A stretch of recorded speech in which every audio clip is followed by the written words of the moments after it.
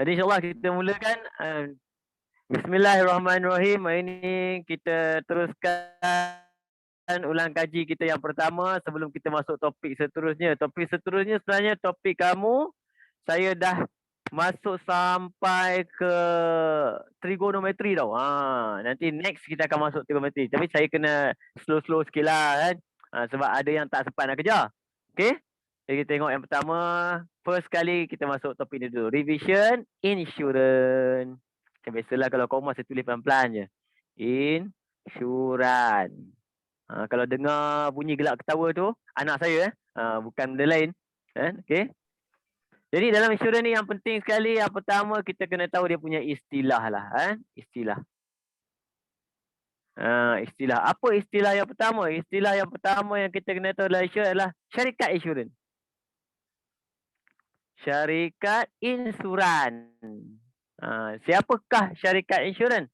Syarikat insurans adalah orang yang memberi perlindungan. Itu syarikat insurans lah. Syarikat yang memberikan perlindungan. Perlindungan apa? Dari syarikat, nama pun syarikat insurans. Perlindungan insurans lah. Kan? Okay. Yang kedua, individu. Individu yang diinsurankan. Siapakah individu yang diinsurankan ni? Kan? Individu yang diinsurankan ni adalah, siapakah dia? Individu ni adalah orang yang membeli polisi. Orang yang memberi polisi. Insurans lah, polisi insurans.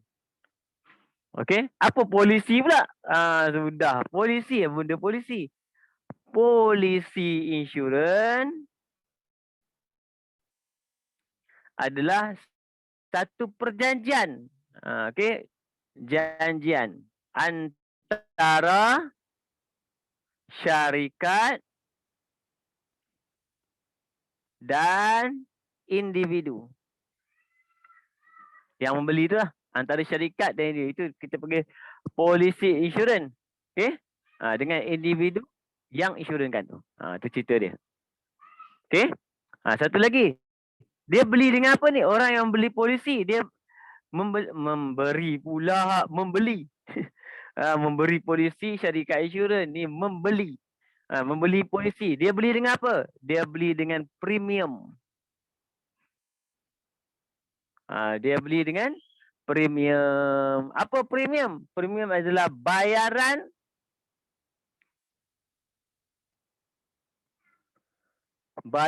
beli insurans tu lah. Ayat cantik dia. Bayaran yang dijelaskan.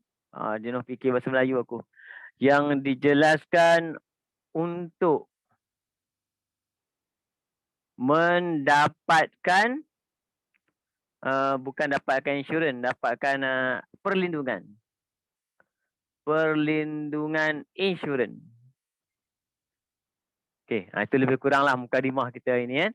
Sebab nanti kita akan guna ni siapakah syarikat, siapakah individu, apa benda polisi. Tapi kat sini yang penting adalah apa benda pak polisi ni. Dia pergi ingat pak polisi kacau pula. Polisi insurans adalah perjanjian agreement tu. Premium adalah bayaran. Berapa premium? Ada yang bayar tahunan, ada yang bayar tahunan, ada yang bayar bulanan, macam tu. Ada yang bayar setahun 2 kali, ada yang bayar setahun 3 kali. Ada yang dahsyatnya dia bayar 10 tahun terus. Terus. Tu dahsyat dah, ada yang dahsyat tu. Okey. Jadi kita tengok, ni contoh-contoh lebih kurang lah kan. Okey. Jadi dalam insurans ni ada risiko, ada kepentingan insurans, nanti kita akan jumpa lah kan. Okay, dalam prinsip-prinsip tertentu dalam insurans ni kita dah belajar. Ini kita nak buat dalam kaji je lebih kurang kan. Okay, jom kita tengok soalan. Kita belajar melalui soalan cepat sikit. Okay. Antara berikut, yang manakah merupakan peranan syarikat insurans kepada individu? Peranan syarikat insurans kepada individu yang diinsurankan. Ini siapa dah jawab ni? Kan? Siapa? Mana jawapan kita? A, B, C, D. Ini soalan kalau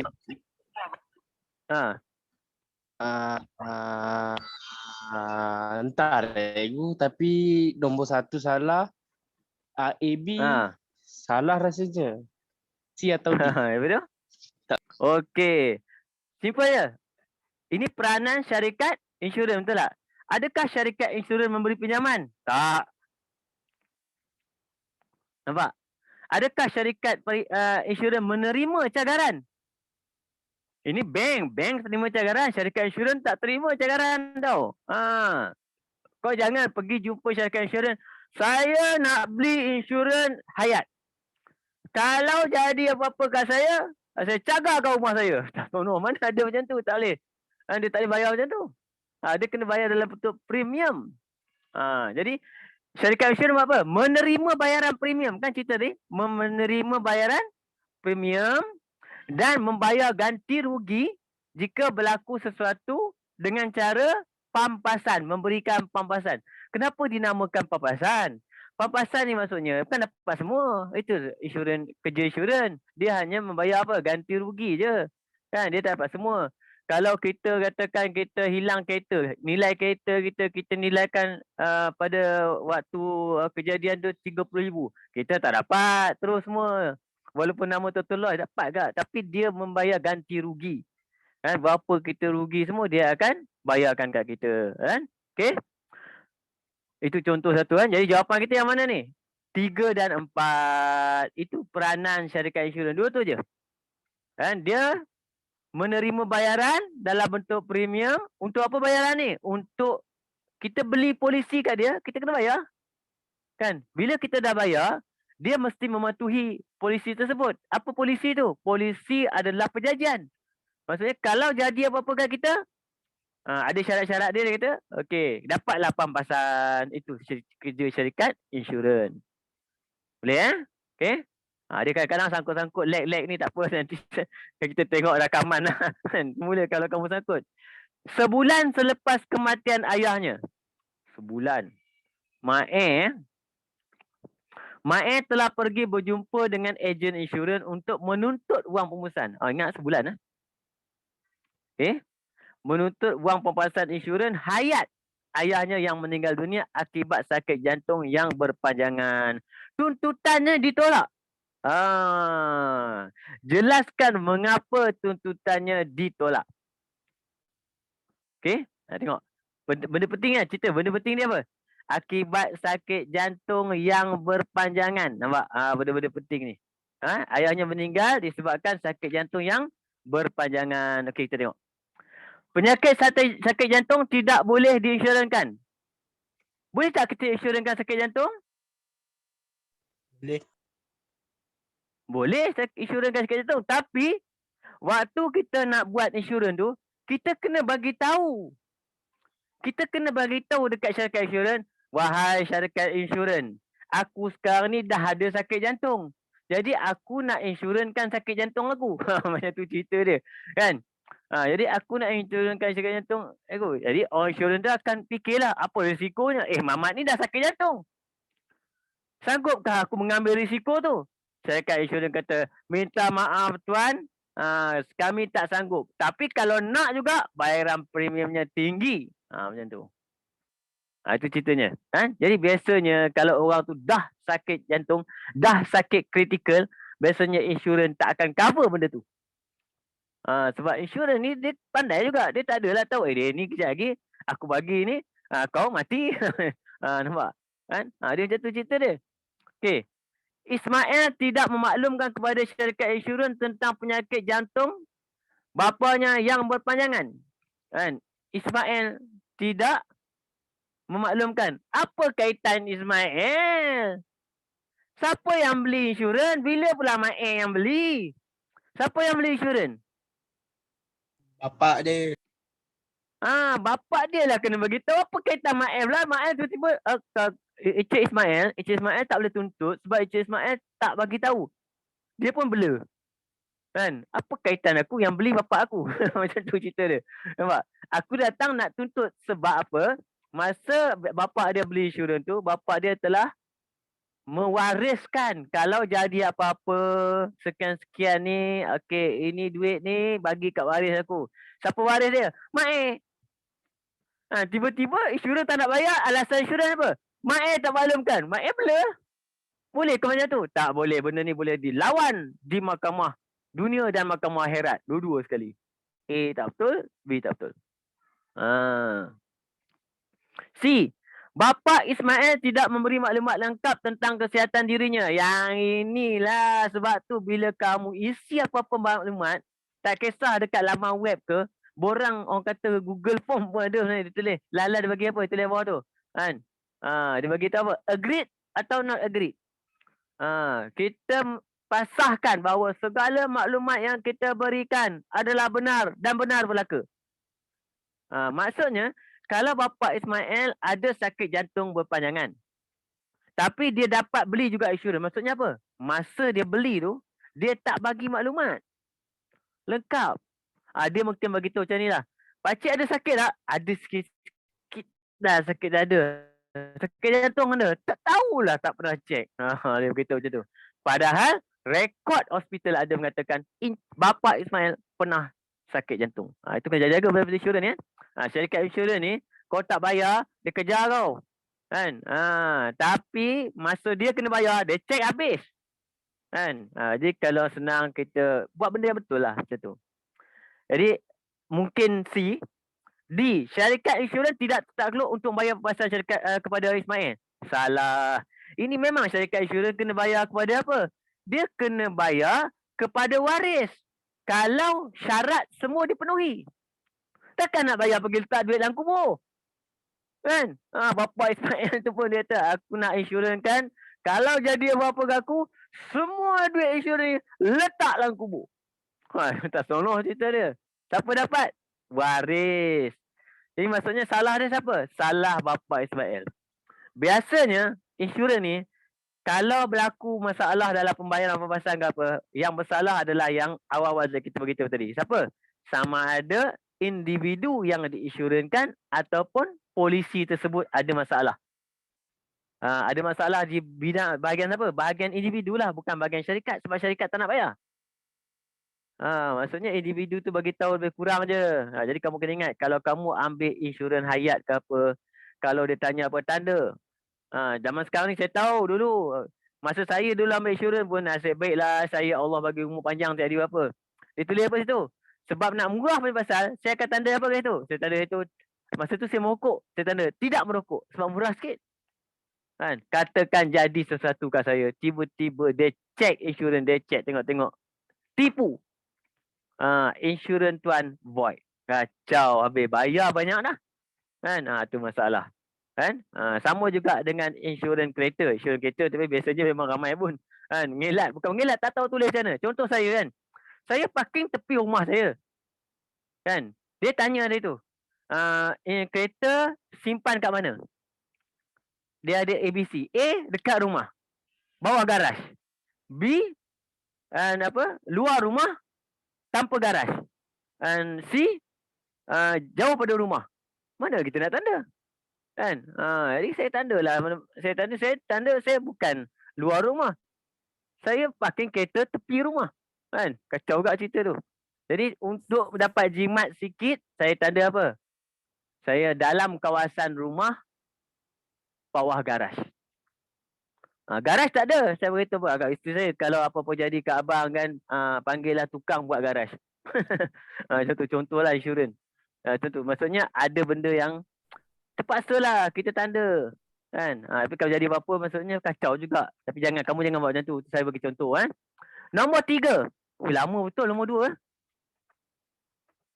Oleh sebab kereta Puan Ang, ni cerita kereta, melebihi 10 tahun. Dia hanya membeli polisi motor pihak ketiga. Nampak? Satu hari, dia terlanggar sebuah kereta. Sambung cerita dia. Kedua-dua kereta mengalami kerosakan yang teruk. Dan kepala Puan Ang cedera parah. Kan? Syarikat insurans hanya akan... dia macam cerita tergantung. Syarikat insurans hanya akan... macam tu. Apa dia buat? Membayar pampasan kepada bil perbuatan Puan Ang. Okey, third party. Apakah third party buat? Third party ni dia hanya cover pihak ketiga lah. Kan? Siapa pihak ketiga? Pihak ketiga orang yang kita langgar. Bukan kita. Pihak syarikat insurans, lepas tu kita, lepas tu orang kita langgar. Itu namanya third party. Orang yang kita langgar tu je dapat. Kan? Kereta kita tak ada, bayar sendiri. Luka kepala, perubatan, bayar sendiri. Dia tak cover. Nampak? Tak ada, tak dapat. Jangan harap Puan Ang. Membayar pampasan bagi kerosakan kereta Puan Ang saja. Tak dapat, third party dia ambil. Kan? Kalau dia beli polisi pihak ketiga kita bagi third party, tak dapat ni. Kan? Kereta bayar sendiri. Nampak? Sebab tu kalau pakai third party tu, kalau boleh elaklah langgar orang. Orang langgar kita tak apa. Orang langgar kita dia bayar. Dia kena bayar. Kan? Tapi kalau kita langgar orang, kacau. Kita kena bayar dia punya dan kita kena bayar kita punya sendiri. C. Membayar pampasan bagi kerosakan kereta Puan Ang dan bil perubatannya. Lagilah. Kan? Tadi kereta pun tak dapat. Ini minta dua-dua. Tak senonoh. Habis. Third party dapat apa? Membayar pampasan bagi kerosakan kereta yang dilanggar saja. Itu namanya third party. Kan? Kenapa dia ambil third party? Sebab ini ada kes, ada sebab dia juga. Kalau kereta tu dah 10 tahun ke atas, kalau kamu nak ambil first party, kadang-kadang insurans tak nak terima. Macam sakit jantung tadilah. Syarikat insurans pun ni kadang-kadang itulah masalahnya. Dia tengok kereta tu datang kan. Cik, tengok kereta cik. Macam mana? Ya Allah, nak roboh. Kereta dah nak roboh. Kan? Kereta datang dah nak roboh. Macam mana nak ambil insurans ni kan? Ini mau esok jalan, esok accident ni. Kan? Dia tak berani first party. Nampak? Okay, third party tak apa. Third party memang kena ambil. Syarat dia kena ambil. Tapi kena bayar extra sikit lah kalau kita tu teruk sangat. Okay. Nombor 4.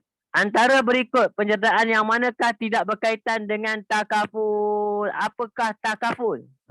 Takaful ni adalah skim insurans Islamik. Secara Islam kan? Okay. Tidak berkaitan. Takaful berdasarkan prinsip mudarabah. Betul. Apakah prinsip mudarabah pula? Satu kerja pula saya tak ingat. Mudarabah ni bukan mudarabah. Bukan mudarabah. Siap. Mudarabah.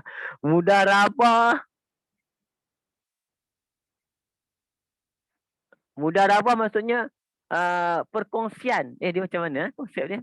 Dia macam ni lah. Dalam Islam ni sebenarnya. Dia takaful ni, konsep mudarabah maksudnya kita kongsi duit, letak satu tempat, kalau jadi apa-apa dekat ahli kita, kita ambil duit tu tolong. Macam tu. Itu namanya mudarabah. Sebab tu saya panggil dulu, nak ingat dalam SPM sebagai mudarabah. Mudarabah maksudnya ramai-ramai lah. Kalau jadi apa-apa kat seorang rebah, kita pakai angkat ramai-ramai. Tu contoh dia. Takaful tidak mempunyai unsur gharar. Allah. Tolong saya sikit siapa yang belajar gharal ni. Kan? Okey, apa benda ni? Nombor 4. Okey, gharal. Jom kita tengok kejap. Saya kena ambil. Kan? Jual beli yang tidak pasti. Gharal ni maksudnya jual beli yang tidak pasti. Jual beli tidak pasti maksudnya kita beli benda tak ada pun. Main atas perjanjian saja. Kan?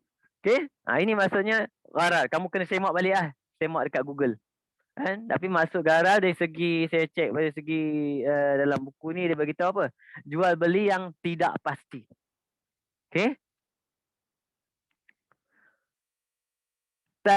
Unsur riba tidak wujud dalam takaful. Memanglah yang ini sebenarnya takaful dibuat. Takaful, tujuan utama dibuat takaful adalah untuk mengelakkan unsur riba. Itu tujuan utama dia mula-mula dulu kan. Sebab insurans awal-awal ni banyak sangat riba dia. Kan? Itu untuk mengelakkan unsur riba, maka diwujudkan takaful. Okey? D. Pampasan dan bonus yang dibayar mengandungi unsur faedah. Yang ini tak. Unsur faedah, dia bukan faedah. Dalam bentuk takaful dia bukan faedah. Dia mengandungi, kita panggil dia keuntungan. Dia bukan, dia beza. Kan? Dia beza. Okey? Unsur riba ni, ini masuk riba. Riba, bila kita bagi tahu riba ni, kita nak elak riba, salah satu caranya adalah tidak membayar membayar faedah. Nampak? Faedah ni benda yang kita dapat duit tu daripada duit. Duit tu berkembang pada duit. Betul. Dia ada benda yang wujud kita boleh anggap sebagai riba kecil lah. Kita tak tahu. Saya pun tak berapa pandai sangat benda ni. Kan? Cuma kat sini untuk takaful, okey, dibuat supaya apa? Tidak membayar kan, faedah dalam bentuk faedah. Sebab faedah ni akan membawa kepada riba dan tujuan takaful ditubuhkan adalah untuk mengelakkan riba tersebut. Okey. Satu lagi, saya lupa bagi tahu ni, saya tambah kan. Takaful juga tidak mempunyai unsur maisir. Perjudian maisir. Tambah sini, tambah. Takaful juga tidak mempunyai, tak ada maisir. Maisir maksudnya apa? Perjudian. Dia tak boleh wujud perjudian. Maksudnya kita ambil insurans ni, syarikat insurans pergi main judi. Dia dapat duit banyak, nanti jadi apa dia dibayar. Dibayar tu hasil judi tu. Tak boleh. Dia tak boleh jadi macam tu kan. Okey. Yang bertentangan dengan hukum syarak tak boleh. Itu maksud takaful. Boleh apa-apa kalau kamu nak tambah ke apa, saya pun tak pandai. Ini kita bincang sama-sama kan. Sebab saya target soalan ni, exam kamu nanti memang akan soalan macam ni. Soalan objektif. Lengoh cakap Okay. Nilai insurans deductible. Sazali pula ni nama. Ialah 5,000. Tandakan deductible 5,000. Dan co-insurance adalah dengan keadaan nisbah Sazali kepada syarikat insurans adalah 20-80. Okey, apa maksud 20-80? Kan? Sazali 20, syarikat insurans 80. Okey. Pembelanjaan perubatan untuk merawat salur darah Sazali tersumbat adalah 20,000. Kan? Okey. Jadi kat sini berapakah yang perlu dibayar Sazali? Okey, macam mana kita nak kira benda ni? Langkah pertama cara nak kira dia adalah kamu kena tolak dulu dengan nama dia deductible. Tolak dulu dengan deductible. Okey. Kat sini kita dapat berapa? 20,000. Kejap, saya kira. 15,000 cikgu. 15,000. Ni tolak ni kan? 15,000. Okey, lepas tu 20-80. Ambil percentage dia. Kalau Tolong kira kejap percentage. 20 dia punya bila dah darab dia jadi 3,000. Campur deductible 8,000, so jadi 8K. Silakan jawapan dia sebab dia nak bayaran yang perlu bayar oleh Sazali. Okey, jadi kat sini Sazali perlu bayar sebanyak 20%, betul tak? Kan? Untuk mengikut eco-insurance. Co-insurance maksudnya Sazali kena bayar sebanyak 20%. Sebelum tu dia dah bayar dah berapa? 5,000. 5,000 ni Sazali kena bayar dulu. Sebab ini adalah deductible. Sebab lepas tu yang ini dia akan pecah kepada dua bahagian, 20% dan 80%. Okey, 80% adalah dia cover oleh insurans. Insurans akan cover 80%. Jadi Sazali kena cover 20% darab dengan 15,000. Betul Safuan? Safuan? Jadi sini akan jadi 3,000. Jadi jumlah yang Sazali kena keluarkan adalah RM 8,000. Tak sia-sia aku ajar kau dulu betul-betul kan Safuan? Nampak? Boleh? Jawapan kita kat sini adalah C. Okey, ini dia tanya berapa yang perlu Sazali bayar. Kalau soalan tu tanya berapa yang insurans cover, maksudnya kena ambil yang ni lah. 15,000 tolak 3,000, maksudnya insurans hanya cover sebanyak 12,000 sahaja. 12,000 sahaja yang insurans akan cover. Banyak. Kita maksudnya kalau jadi apa-apa, kan, walaupun kita ada insurans, kita kena simpan juga duit untuk masa depan kita. Okey? Pergi sebelah. Nombor 6. Antara penyakit berikut yang manakah tidak dilindungi oleh kad kesihatan? Oh ya, ini dalam buku teks tak ada ni. Kan? Kad kesihatan. Apabila memasuki hospital, medical card. Ini kita panggil dia medical card. Kan? Medical card. Yang pertama, pembedahan untuk merawat hernia. Wow. Angin pasang. Aduh. Kau tahu tak apa angin pasang? Tahu tak angin pasang apa? Siapa tahu? Ingat Ahmad cikgu. Tak. Siapa? Tahu tak angin pasang apa? Tak. Tak tahu? Oh, yang ni bahaya dia cerita. Sekejap kita cek dulu berapa orang ada. Yang ada kat sini. Ada, okey, perempuan ada berapa orang? Adiba, Nadra, Natira, Uzma. Okey, tak ramai perempuan. Tapi perempuan pun patut tahu tak benda ni. Kan? Oh, saya pun tak tahu lah. Tapi orang kampung panggil, angin pasang ni, kan, telur besar sebelah. Kacau. Dia kena virus tau. Dia kena virus nanti dia besar sebelah. Penyakit tu bahaya. Kan? Itu namanya angin pasang. Kan? Kamu cek balik kan. Cek dekat apa? Dekat Google. Kan? Jangan cek angin pasang. Hernia. Google. Google tengok. Kalau saya angin pasang, itulah angin pasang. Nama dia. Okey. Contohlah. Okey, yang kedua. Pembedahan angioplasti pula. Aduh, datang apa pula angioplasti ni kan? Angioplasti. Okey. Tolong Google seorang apa angioplasti. Saya bukan doktor ni, cikgu mat je pun. Aduh.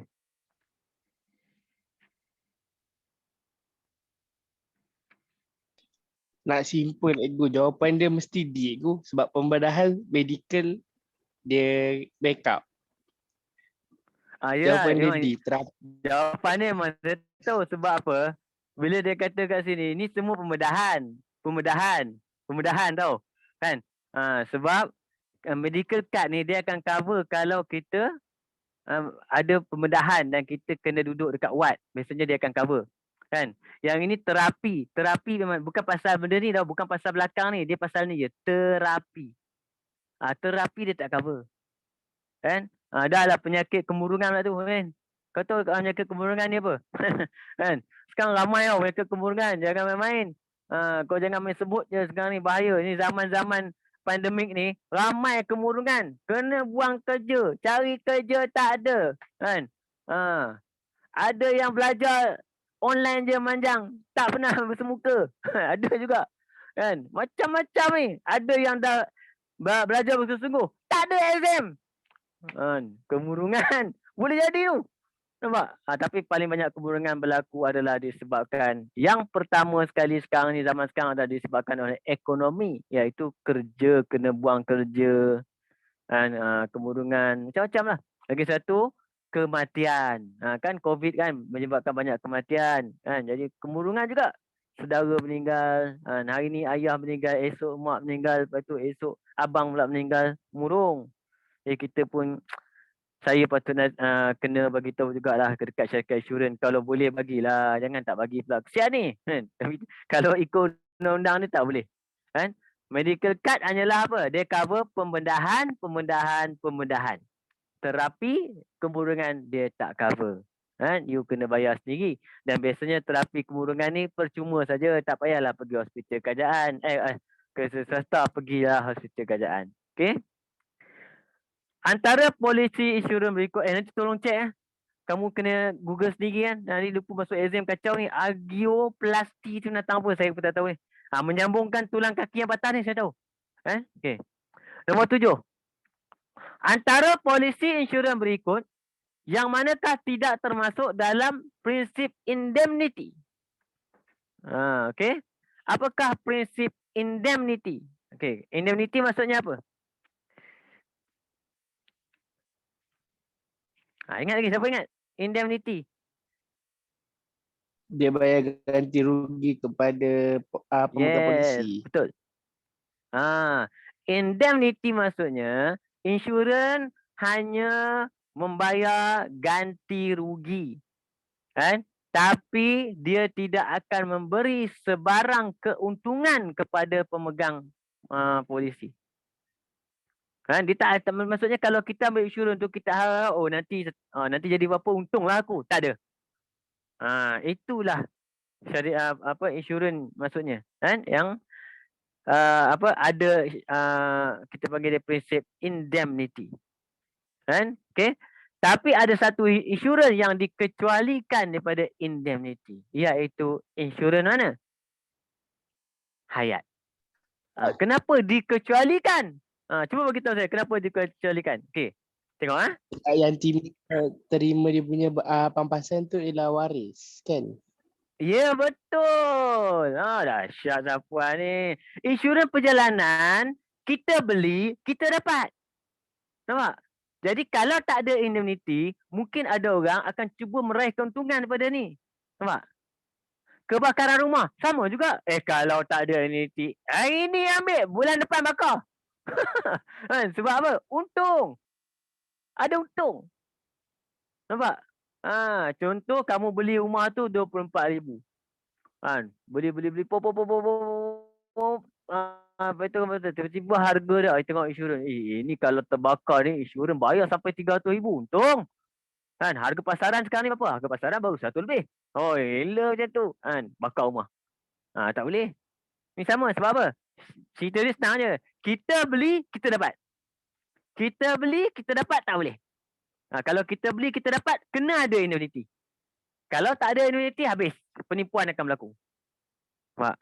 Komprehensi kereta, sama lah kita. Kalau lah kita beli insurans kereta, lepas tu kita boleh buat keuntungan pada insurans tu, hari ni beli esok kita langgar tiang. Tak boleh. Tapi insurans hayat, kalau ada indemnity ke tak ada ke, dia peduli apa? Nak dapat benda ni, tunggu kau mati dulu. Adakah kau sanggup buat macam tu? Tapi dia adalah syarat-syarat tambahan dia untuk mengelak. Sebab ada juga penipuan, ada juga. Tapi tak seronok lah kan. Dia rasa aku rasa macam ada harapan lagi aku hidup di dunia ni. Kan? Syarikat aku, tempat aku kerja pun aku rasa bisnes aku dah down. Kan? Anak bini aku tengok kesian, anak bini aku merempat sekarang ni. Kan? Tengok-tengok ada insurans hayat. Elok aku terus bangunan je. Kan? Tak boleh. Benda tu tak boleh lah macam tu. Maksudnya dia bagi tahu syarikat insurans hayat ni, sebab tu insurans hayat dia tak termasuk dalam indemnity. Sebab apa? Sebab tu kamu tengok insurans hayat, walaupun kita bayar sebulan dalam lebih kurang 200 kan. Jadi apa kita, syarikat insurans bayar ratus ribu tau. Nampak? Siapa yang untung? Kan? Tidak ada siapa yang untung sebenarnya. Sebab apa? Kerugian dibayar oleh syarikat insurans adalah terhadap nyawa. Nilai nyawa tidak ada harganya. Nampak? Cuma dia tak adalah indemnity. Kan? Sebab apa? Mana Mamat ni, dia tidak boleh mengambil keuntungan sebab dia dah tak ada. Okey? Itu kita bagi dia insurans hayat. Kan? Kehilangan nyawa atau anggota badan, dia boleh dapat juga. Okey, saya lupa beritahu. Insurans hayat ni, orang yang insurans tu boleh dapat juga kalau dia cacat kekal. Contohnya, hilang anggota badan. Kan? Dia ada insurans hayat, dia accident, kaki putus dua-dua, tinggal tangan saja. Dia dapat pampasan. Pampasan dia tinggi. Sebab insurans hayat tak ada indemnity. Kan? Tapi kena ingat, anggota badan tidak ada nilainya dari segi wang ringgit. Kaki dah tak ada. Dapat duit banyak-banyak pun buat apa? Nampak? Koma. Insurans bayar. Waris dapat banyak. Kan? Tapi nak buat apa? Okey? Itu maksudnya kat sini cerita dia. Tidak termasuk indemnity siapa? Insurans hayat. Insurans hayat dikecualikan daripada indemnity sebab apa? Anggota badan dan nyawa tidak boleh dibayar ganti rugi dari segi kewangan. Tak boleh. Okey? Aku jual insurans okey juga kan? Okey, tak apa. Jadi zaman-zaman COVID ni. Diskaun tanpa tututan. NCD. Ni NCD. Nanti kamu ada kereta, kamu tahulah NCD. akan diberikan kepada pemegang polisi insurans kereta apabila dia memperbaharui polisinya jika tidak ada apa-apa tuntutan dibuat pada tahun sebelumnya. Berapakah peratus diskaun maksimum? Dia ada maksimum. Dia tahu boleh lah. Makin lama beli makin kurang lala free. Tak ada. Kan dia ada dia punya level dia kan. Kalau kamu tengok dia ada level dia. Mula-mula dia start, lepas tu dia turun 5 sampailah maksimumnya adalah 55%. Itu habis out. Tutup buku. Lepas tu jangan harap lah. Maksudnya tahun pertama kamu akan dapat berapa persen, dia turun. Sampailah 55% dia akan kekal. NCD tidak akan naik lagi. Okey? Yang lain ni boleh ke? Faham ke? Boleh kita bincang-bincang je. Kalau ada apa-apa kamu nak cakap je, tak apa.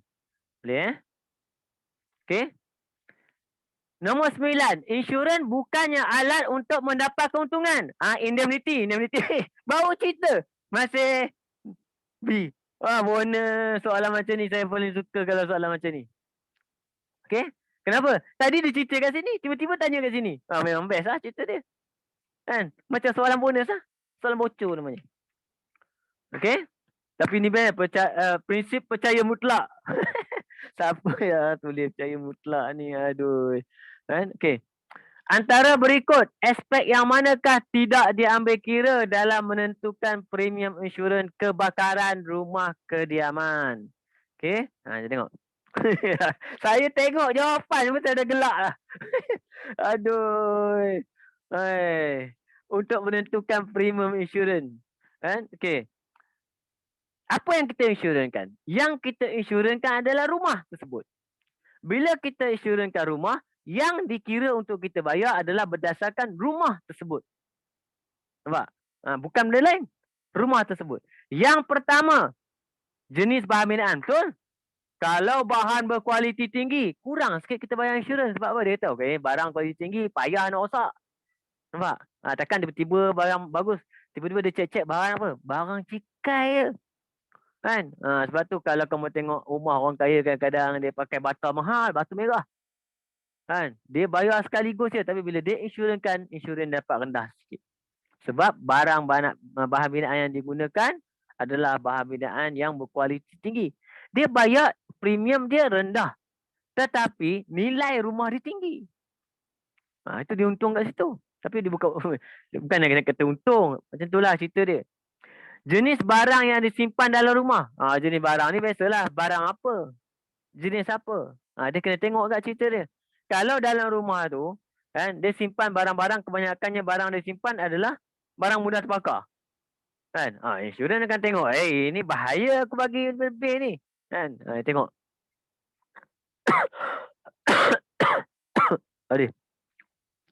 Okey. Jadi biasanya faktor-faktor yang terlibat, lokasi atau bahaya sekeliling. Itu penting juga. Kan, lokasi. Kalau lokasi tu dia duduk rumah dia nak insurankan. Orang tanya, kat mana rumah encik? Sebelah kilang Mocun. Tu cerita kacau, bahaya tak tu. Kan? Ataupun duduk betul-betul simpang kereta. Simpang highway. Kan? Bahaya juga kan? Dari segi tu. Okey. Jadi kita tengok cerita dia. Faktor yang menentukan kadar premium insurans rumah adalah pertama jenis bahan binaan. Kedua, barang yang disimpan dalam bangunan tersebut. Lokasi penting. Okey. Tapi janganlah kau bagi contoh sebelah kilang Mocun. Kau cakaplah sebelah stesen minyak. Sebelah stesen minyak. Risiko tinggi tu. Apa-apa boleh jadi tu. Kan? Okey. Kemudian jumlah nilai yang diinsurankan. Penting juga. Lagi tinggi jumlah kita nak insurankan, lagi tinggilah premium kena bayar. Okey. Kemudian kita panggil dia langkah keselamatan. Langkah keselamatan ni contoh macam apa? Dalam rumah tu ada tak alat pemadam kebakaran? Ada CCTV? Ada apa sistem automatik untuk kesan asap ke apa? Macam tu. Kan? Lagi kalau benda tu dia ambil kira dalam menentukan premium insurans kebakaran. Okey? Kalau dekat dengan balai bomba pun, itu penting. Itu kira selamat tu. Dekat balai bomba. Okey. Tapi yang tak dikira apa? Usia penghuni. Dia tak kisah, dia tak peduli. Kan? Usia penghuni dia tak kira. Siapa duduk, orang tua ke, orang muda ke, siapa dia tak peduli. Kan? Sebab yang kita nak insurankan adalah rumah. Premium tu kita bayar terhadap nilai rumah tersebut, jenis bahan binaan yang saya cerita tadi. Lebih kurang. Okey? Jom kita pergi soalan seterusnya. Dah habis objektif? Oh, dah habis lah objektif. Kita masuk soalan subjektif. Ni jarang-jarang. Okey? Ini biasanya kamu exam itu macam mana? Siapa dah exam, dah pernah exam dah topik ni? Belum. Tak semua. Tak pernah lagi Oh, tak pernah lagi. Mungkin pertengahan tahun ni Pertengahan tahun ni boleh masuk ke topik ni?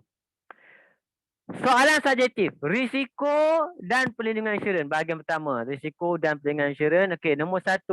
Huraikan. Kan? Nombor 1. Beritahu huraikan secara ringkas dua kepentingan perlindungan insurans kepada individu. Okey, apakah dua kepentingan perlindungan insurans? Ini soalan ni sebenarnya besar. Tapi kita jawab simple lah. Yang pertama, kita bagi contoh terus. Kan, bagi contoh. Sekarang huraikan secara ringkas dua kepentingan perlindungan insurans kepada individu. Kamu nak pakai insurans apa senang? Contoh saya ambil kereta. Kereta. Insurans kereta. Insurans kereta dipanggil apa? Insurans kenderaan. Insurans perlindungan insurans kenderaan apa? Motor. Kenderaan motor kan. Okey. Huraikan secara ringkas dua kepentingan perlindungan insurans. Yang pertama, kita bagi contoh insurans kereta. Jadi kalau kita sebagai individu yang memiliki kereta, kan, menghadapi apa-apa kemalangan. Menghadapi apa-apa kemalangan atau kecurian. Kan, kita melalui perlindungan insurans akan dapat mengurangkan kerugian yang dihadapi jika risiko tersebut berlaku. Kan? Saya tulis ni. Macam mana tulis? Dah macam bahasa Melayu dah cerita ni. Soalan ni. Kan? Contoh. Ayat dia. Yang pertama. Saya ambil contoh. Saya ambil kalau insurans.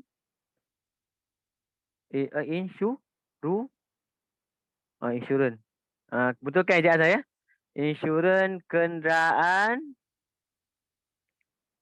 motor. Okey, contoh kalau apa? Individu, kataan dia kita pakai individu tadi. Individu memiliki kereta. Kereta menghadapi risiko. Apa risiko kereta? Kemalangan. Kemalangan atau kecurian. Okey. Jadi dengan perlindungan insurans, apa yang kita dapat? Individu akan dapat mengurangkan kerugian. Sebab tu dia kata mengurangkan kerugian, bukan cover terus kerugian. Mengurangkan kerugian maksudnya dia tolong disebabkan risiko tersebut. Contoh. Boleh nampak ke? Okey. Contoh kedua kita ambil apa? Insurans hayat insurans hayat senang cerita sikit lah. Insurans hayat. B. Okey, contoh saya sebagai ketua keluarga.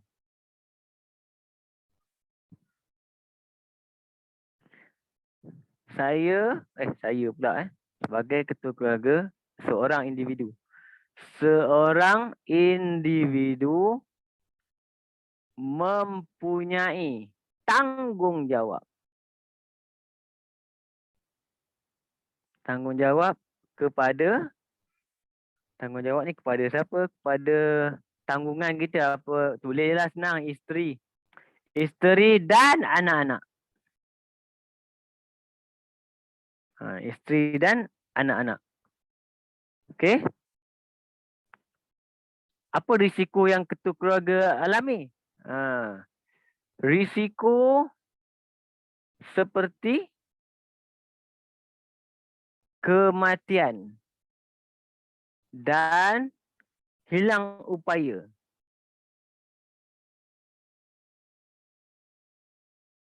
Dapat dikurangkan. Ayat tadi ayat yang sama. Dapat dikurangkan dengan adanya insurans hayat.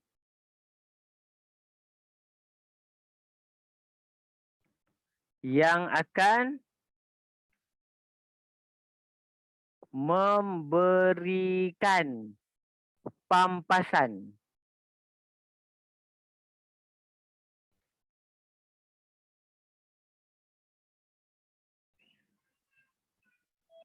bagi apa?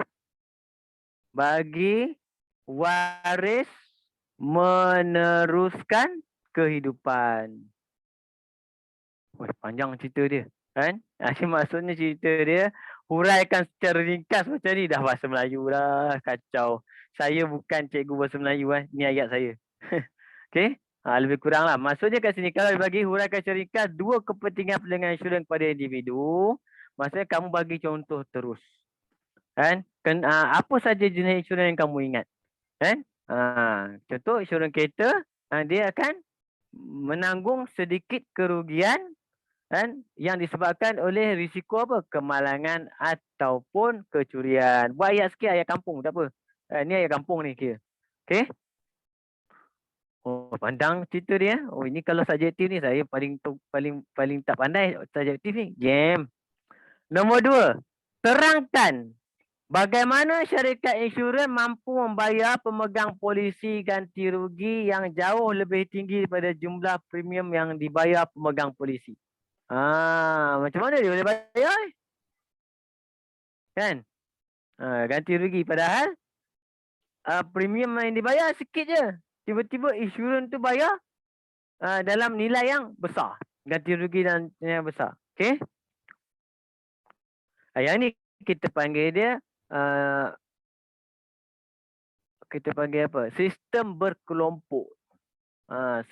Sistem berkelompok, kan? Tolong menolong antara satu sama lain. Nombor 2 ni. Okey. Jadi cerita dia kat sini, panjang cerita dia ni. Saya nak bagi kamu pun, wow.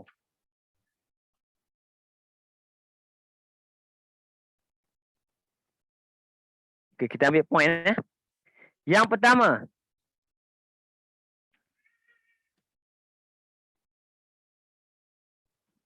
okey. Risiko yang dihadapi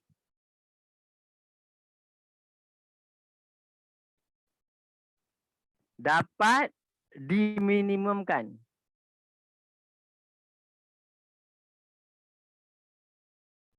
Kan? Dengan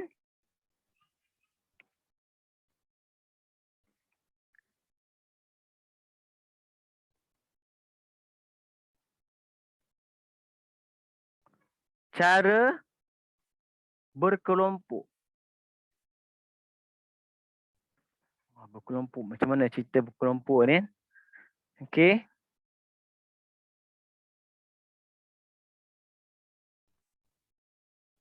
Okey. Kita panggil dia. Dia ada. Yang kedua. Kita buat apa? Syarikat insurans apa? Satu tabung insurans. Tabung insurans. Ini penting. Maksudnya apa? Semua premium yang kita bayar tu akan diletak ke dalam satu tabung, namanya tabung apa insurans. Okey. Okey, semua premium yang dibayar oleh semua orang tau, bukan kita saja. Kan? Yang dibayar akan diletak ke dalam tabung insurans. Okey, apa dia buat dengan tabung tu? Kan? Tabung insurans, wang dalam tabung insurans ni, wang dalam tabung insurans akan dilaburkan dan diniagakan supaya berkembang. Sebab tu syarikat insurans kaya. Nampak? Seorang bayar setiap bulan 100 juta orang ambil. Kan? Situ saja ada 1 juta. 1 juta modal dia, risiko dia tak tentu. Semua tu 1 juta orang tu, semua tak semestinya semua tiba-tiba mendapat risiko yang perlu dibayar perbasan. Tak. Kan? Jadi dia ambil duit tu, dia pergi buat perniagaan, dia pergi melabur. Kan? Tapi ada pakar-pakar melabur, jangan melabur rugi kacau, tutup syarikat insurans. Kan? Jadi dia ada, kita panggil dia risiko yang dikira. Bahasa Melayu dia. saya translate pada calculated risk. Kan? Jadi kita akan ambil tu, tengok dalam tabung tu, contoh dalam tabung tu ada RM100. Ini bagi contoh kecil lah. Kan? Bukan syarikat insurans bukan pergi meniagakan semua, tak. Dia ambil part of tu, dia ambil, dia pergi meniaga. Dia pergi labur kat mana? Usaha saham. Okey? Dia upah pakar-pakar. Untuk apa? Untuk kembangkan duit tu. Sebab tu bila duit tu kembang, kan? Jadi sebab tu kalau salah seorang pada orang yang mencarum tu, kan, yang bayar premium tu, kena risiko, kan? Syarikat insurans dah boleh bayar. Sebab apa? Dia ada duit. Sebab tu kita panggil dia dari segi apa? Berkelompok, maksudnya berkumpulan lah. Benda ni. Okey? Boleh? Kenapa? Dia satu lagi. Kalau nak tambah cerita dia, panjang cerita dia ni. Kan? Tapi kita ambil. Yang tadi lah cerita. Yang saya cakap tu. Dari semua yang dari semua bukan yang. Dari semua pemegang polisi hanya apa? Kita panggil dia sebilangan kecil saja yang akan mengalami kerugian. Mengalami kerugian. Nampak? Jadi syarikat tu boleh bayar. Sebab tu kamu tengok syarikat insurans, kalau boleh syarikat kamu tiap hari ada elan syarikat insurans. Sebab apa? Dia nak ramai orang. Dia nak ramai orang, masuk, letak dalam tabung tu jadi besar. Bila tabung tu jadi besar, syarikat insurans boleh laburkan lebih banyak dan buat keuntungan lebih banyak. Dan bila keuntungan dia banyak, bila masa saja kalau berlaku sebarang kerugian, berlaku sebarang kemalangan, syarikat insurans dia boleh ambil duit dari tabung tu, dia boleh bayar. Kan? Sebab tu kamu tengok kadang-kadang kalau berlaku kemalangan ke apa, dia bukan bayar terus. Dia kena hantar orang pergi siasat dulu. Sebab apa? Dia nak ambil duit dari tabung ni. Nampak? Bukan duit yang kita bayar premium tu. Dia tabung. Tabung ni siapa punya? Orang ramai punya. Bukan senang-senang nak ambil. Main ambil, main bayar tak boleh. Dia kena siasat dulu. Okey, betul. Maksudnya betul. Orang tu memang perlu dibayar pempasan. Dia bayar. Nampak? Lainlah macam baru ni, macam yang apa? Contoh macam accident LRT tu. Macam mana? Mana syarikat LRT dapat duit? Dia dah insurankan benda tu. Bila dia dah insurankan benda tu, benda kemalangan tu, dia dah insurankan. Tapi nak tunggu siasatan habis, nak tunggu semua tu, tunggu syarikat insurans bayar bila? Saya sedap 2-3 tahun baru dapat tu. Kan? Kena siasat semua. Sebab tu syarikat prasarana, dia kena keluar duit dia sendiri. untuk mengambil hati rakyat. Walaupun bagi saya benda tu kemalangan, tapi tak boleh buat apalah. Kemalangan yang siapa? Kemalangan yang syarikat LRT tu kena tanggung lah sikit. Mungkin ada salah dia. Patutnya syarikat kalau LRT tu LRT Putra tu automatik. Mana sistem dia? Tak jaga, tak maintain ke? Kan? Paling bodoh dia bagi alasan apa? Salah pemandu. LRT Putra mana ada pemandu? Apa yang tak senonoh cerita? Kan? Jadi kemalangan tu berlaku, syarikat tu kena bayar pakai duit dia sendiri sikit. Kan? Siapa duit dia? Antara pemegang saham dalam syarikat apa sana yang besar kerajaan juga keluar duit, cover bayar sikit. Kena bayar sikit. Sebab tu kamu tengok dia punya CEO dia bagi tahu nak bayar 1,000. Mana cukup? Kena tengoklah macam mana cerita dia. Yang accident tu macam mana, yang luka parah macam mana, yang sikit-sikit macam mana. Tak boleh lah memang semua kena ambil lah tengok. Kan? Yang tak luka apa? Kan? Trauma. Trauma. Dia tak luka apa pun. Okey je tengok. Payah duit. Tak boleh. Dia mesti ada bagi dia kena kira semua. Tapi bukan syarikat insurans. Syarikat insurans nanti dia akan dia bayar ni, dia bolehlah minta pada pampasan syarikat insurans balik. Syarikat insurans akan bayar. Tapi benda tu bukan berlaku dengan cepat. Okey. Nombor 3. Nombor 3 ni saya suka kalau macam ni. Nyatakan 6 faktor ni saya suka. Kan? Kalau macam ni buat karangan. Minta maaf. Saya dulu SPM saya, BM saya C tau. BM saya C. Mak saya hampir-hampir rotan saya pada Faizal tu. Kan? Tapi itulah BM C. Kan? English C. Tak boleh buat apa. Saya memang tak suka. Buat karangan bahasa pun tak suka. Tapi calculation, Alhamdulillah. Boleh. Bagi nombor je. Kan? Ini tak ada nombor ni. Alamak. Kalau nasib baiklah zaman saya tak ada benda ni. Kan? Tapi saya akan tolong kamu juga. Nyatakan 6 faktor yang diambil kira dalam menentukan premium kad kesihatan. Tadi kita dah bincang ni. Premium kad kesihatan. Tapi tersentuh sikit je. Apa benda? Yang pertama, kad kesihatan. Apa? Kesihatan penting apa? Umur. Umur dia berapa? Golongan apa? Kanak-kanak ke? Belia ke? Dewasa ke? Orang tua ke? Dia kena tengok umur. Kan? Sebab umur ni akan memberikan gambaran secara ringkas. Kita tengok berapa risiko dia. Kan? Budak kecil, berapa umur dia? Kan? Budak kecil selepas 5 bulan umur dia. Budak kecil ni selepas umur bulan 5 bulan risiko dia kurang. Dia hebat tau. Kau tengok budak kecil tu saya. Kan? Lepas umur 5 bulan, dia makan tanah pun ikut relax je. Kan? Dia makan tanah, makan sabun, relax je. Sebab apa? Dia punya badan dia sangat kuat. Tapi dia ada peringkat dia lah. Kan? Okey. Kedua, jantina. Penting. Jantina. Lelaki dengan perempuan, risikonya berbeza. Nampak? Medical card, risikonya berbeza. Kan? Kemudian, seterusnya, kita ambil umur dah. Jantina dah. Apa? Dia kerja apa? Pekerjaan. Kan? Okey, yang lelaki, tiba-tiba lelaki suruh rumah. Kan? Perempuan pula apa? Engineer.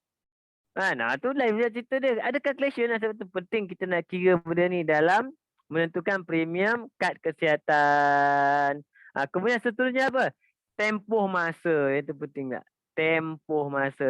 Okey, kad tu berapa laku dia? Setahun? 2 tahun? 5 tahun? 6 bulan? Berapa? Berapa tempoh kad tu akan cover? Kan? Dan biasanya setahun. Contoh macam guru-guru ni sebenarnya kita ada kita panggil dia Persatuan Guru-Guru Malaysia ni. Kan? Dia ada ambil satu insurans berkelompok.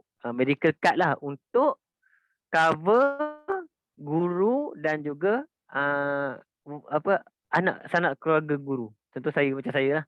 Kan? Jadi dia cover sekali satu kad tu dengan anak-anak saya, dengan isteri-isteri saya semua. Kan? Okey, saya ambil. Murah bayar 1 lebih sebulan. Kan? Okey. Tapi dia tengok-tengok lah. Sakit apa, kalau takat demam-demam tak cover. Pagi tunjuk pada kad tu kat klinik jentik. Bayar sendiri je. Kad ni tak pakai, kad Apple pakai. Kad Apple Cherry. Maybank.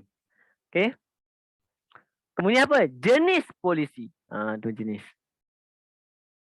Jenis polisi pun penting juga. Jenis polisi. Maksudnya dia akan cover apa, sakit apa. Dia kena cerita polisi, jenis perjanjian kita. Kan? Maksudnya biasanya kalau medical card yang saya ambil tu biasanya dia akan cover kat mana? Kalau saya sakit yang kena duduk ward lebih pada 3 hari. Baru dia cover. Kan? Itu pun saya kena bayar sikit. Dia cover lebihnya. Kalau tidak, bayar sendiri. Kan? Lepas tu saya kalau nak pergi hospital, pergi hospital kerajaan lah, tak apa. Hospital kerajaan senang. Kan? Free. Okay? Sebab apa? Wife saya adalah pekerja kerajaan. Okay? Nombor 4.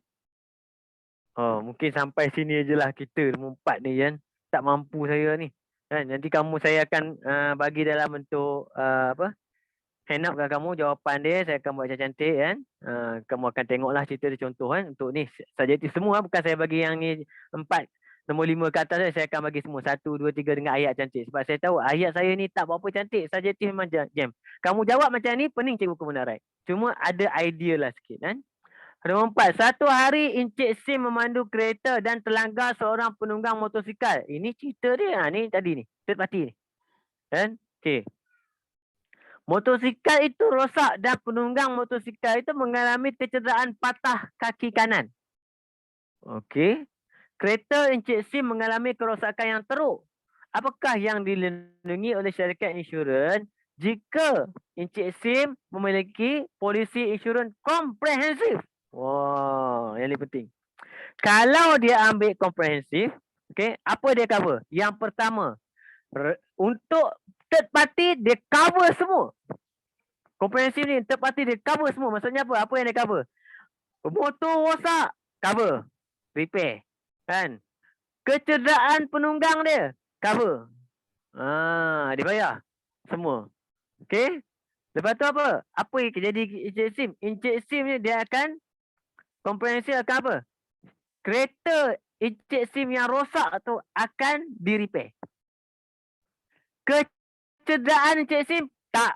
Encik Sim masa tu langgar motor, tiba-tiba Encik Sim terlanggar steering. Sebab tak pakai seatbelt. Benjol dahi, trauma lamari. Tak ada, tak cover. Walaupun kita bayar komprehensif, yang dia cover kereta Encik Sim rosak. Tapi orang yang dia langgar tu, dia cover. Sebab tu kalau kamu kan kena langgar, kamu luka ke apa semua kamu kena bagi tahu. Masa polis ke atau masa tanya tu bagi tahu. Saya nak claim ni semua kos rawatan saya ni. Kan? Sakit, luka sikit je. Minta je hospital mana yang sedap. Pergi. Kan? Tapi bagi tahu saya nak insurans ni cover. Okey? Itu kalau dia ambil insurans komprehensif. Apa beza kalau dia ambil polisi insurans pihak ketiga? Pihak ketiga macam mana? Pihak ketiga, untuk pihak ketiga siapa? Motor dan tuan punya motor. Dia cover. Motor tu rosak, repair. Kecederaan kaki, ubat, hantar, bayar semua. Kan? Kereta Encik Sim, bayar sendiri. Itu third party. Sebab insurans pihak ketiga, dia tak cover apa? Dia tak cover kita je. Sebab tapi orang yang kita langgar, sebab tu namanya third party. Cuma third party ni kalau tiba-tiba terbakar tak dapat lah. Kalau kena ambil yang satu lagi tu apa? Pihak ketiga, kebakaran kecurian. Dia kena lain cerita dia. Boleh? Okay, itu je beza antara komprehensif dengan apa? Insurans pihak ketiga. Sebab dia cerita pasal insurans ni. Kalau dia cerita pasal kebakaran, komprehensif cover kebakaran. Kereta tu dia akan bayar semula. Kan? Kalau pihak ketiga, dia tak bayar. Kebakaran tak ada. Okay, kecurian pun sama tak ada. Kalau nak, kamu kena ambil juga pihak ketiga dan termasuk kebakaran dan kecurian. Kan? Sebab tu kalau beli insurans tu sebenarnya, accident ni kita tak boleh cakap apa kemalangan. Tapi bahaya dia kena curi. Sebab tu kalau kamu beli insurans tu, tambahlah sikit. Tak banyak mana pun. Sikit je tambah dalam 100-200 sikit je setahun tambah. Kan? Bagi dapat yang cover kecurian tu. Kan? Terbakar, dia kena ambil sekali. Dia tak boleh ambil curi saja. Kamu ambil curi dan kebakaran sekali. Kalau untuk third party tak apalah. Tapi bawa elok-elok lah. Betul kadang-kadang itu bahaya bila contoh macam saya belajar dulu. Motor saya tu memang motor lama ayah saya beli. Jadi terpaksa lah beli third party. Ini third party beli sekali dengan kecurian dan kebakaran. Okay. Tapi bawa elok-elok lah, jaga. Jangan langgar orang. Jadi kalau rasa saya nak langgar, break terus. Break terus. Orang langgar kita. Orang langgar kita dia bayar. Okay. Itu contoh lebih kurang untuk malam ni kan. Oh, penat mengajar macam ni kan. Kalau ada whiteboard senang. Tulis je. Ini macam ni. Jam ni. Okay. Boleh faham ke? Boleh lah sikit-sikit kan. InsyaAllah dapatlah apa yang kita kongsi hari ni kan. Okay. Nombor 5. Yang ni saya sentuh. Kena sentuh juga nombor 5. Insurans pendidikan ni penting. Insurans pendidikan kita sentuh kejap. Sebelum kita habis. Sabar. Lepas ni boleh lagi makan. Okay. Insurans pendidikan merupakan sejenis insurans yang kita panggil endowment.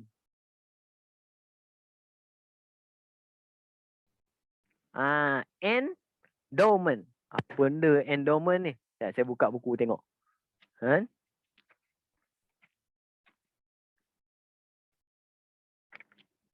Okay. Insurans endowment memberikan perlindungan kepada individu yang diinsurankan untuk satu tempoh masa tertentu. Dia macam pendidikan lah contohnya.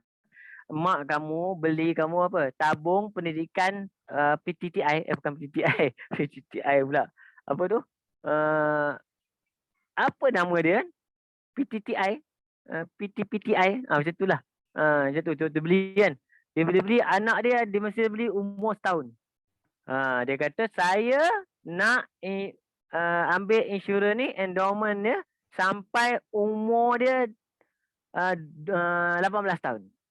Sampai saya nak bayar dia premium dia sampai umur dia 18 tahun insurans ni. Maksudnya benda ni kita panggil dia satu tempoh tertentu. Kan? Dia tu 1 hingga 18 tahun contoh. Kan? Maksudnya kita boleh ambil macam tu. Tapi yang ni pengiraan dia susah sikit lah. Patutnya dia akan ambil nombor-nombor senang. Contoh 10 tahun ke 15 tahun, 20 tahun macam tu.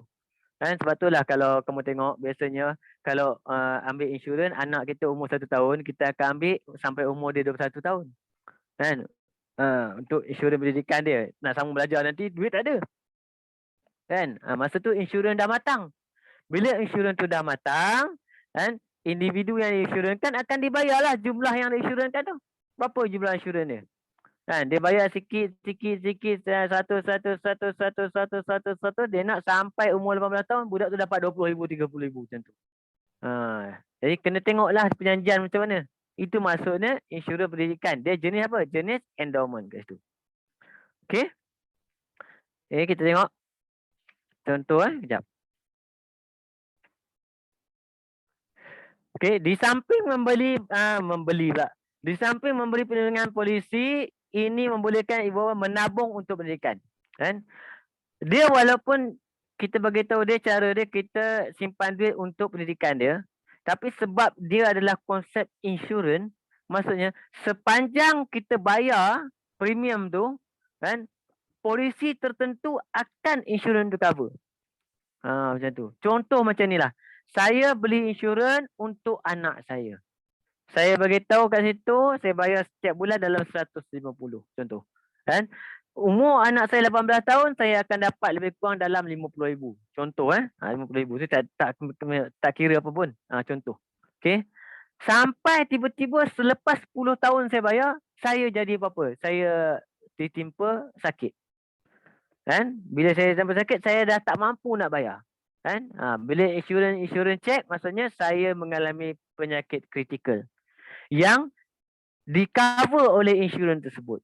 Jadi apa insurans tu buat? Dalam perjanjian tu mengatakan kalau jadi apa-apa kat saya tak dapat pembasahan. Cuma kan, bayaran premium untuk anak saya tu insurans akan tolong bayarkan sampai umur dia 18 tahun. Itu contoh. Macam tu. Sama ada saya meninggal atau sakit, kan, insurans dia terus berjalan. Sampai umur tu. Itulah salah satu cerita dia. Insurans pendidikan maksudnya apa? Insurans pendidikan ada 2. Kan?